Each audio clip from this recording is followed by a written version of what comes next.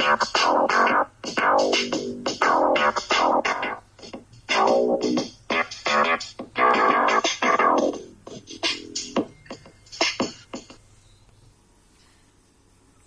the classic biblical perspective, there is only one fast day in the pantheon of Jewish, Israelite, and Hebrew conscious thinking.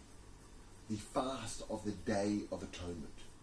And thou shalt afflict your soul to prevent it from the necessary input that it requires for it to be overjoyed and lubrious, and to create a situation where it thinks about the sins and the misrepresentations and the debt and the problems of the soul, between the soul and individuals and between the soul and God.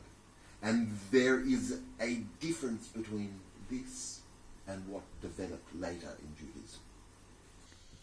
And for the preceding 500 years after the writing and the editing of the Bible, the life and the times of Israel, with a centralized administration of a temple in Jerusalem, with the Levites and the priests and the pilgrim festivals and the collection of taxes or of first fruits, created a network and a postal system and a economic system which reverberated robustly throughout the area and made Judea the source of jealousy at its success, until tragedies struck and the idea of the fast day, which was intended for spiritual and social introspection, was transferred to the introspection of society and bureaucracy and interstate intrigue as it relates to the human condition. This month of Av is the most wonderful period of time in the entire calendar. It is the month of summer, a midsummer's dream. It was legendary that the Jerusalem hills was the place to be for the summer, to enjoy the breeze from the Mediterranean as it hits the highlands just before it reaches the Jordan Rift, the desert. It was cool and wonderful, and the Baghdadi and the Persian and the Syrian and the Iraqi and the Yemenite and Saudi princes and wealthy families would come and enjoy the summers here in Jerusalem. The month of Av was splendid. The very name Av means father. A-B, the basis of the foundation of the months.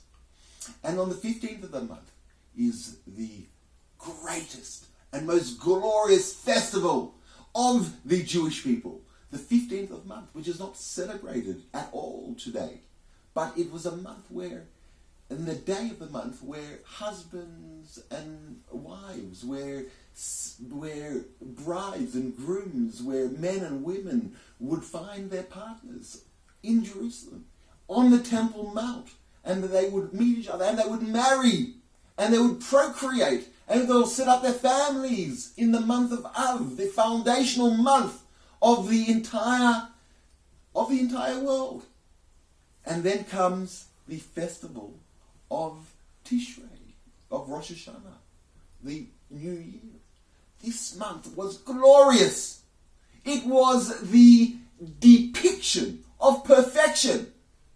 And in this very month, and on this day, became the greatest tragedy of our people because of disharmony. Just like in meditation, where our thoughts center way, and we relax our mind, and we do a counterintuitive action, which is to let go when in fact we are trying to hold on. So too is a fast day, where we restrict our intake and we let go of the things that we want to hold on to, of appearance, of food, of sweetness, of survival, of pride. On the day of this fast, we are instructed not even to say hello to your friend, not to greet, not to say, how are you? To let go of the primary social constructs that we are educated with, and to go into a free fall, disassociated from the basis of survival, which is food and drink. And that sensation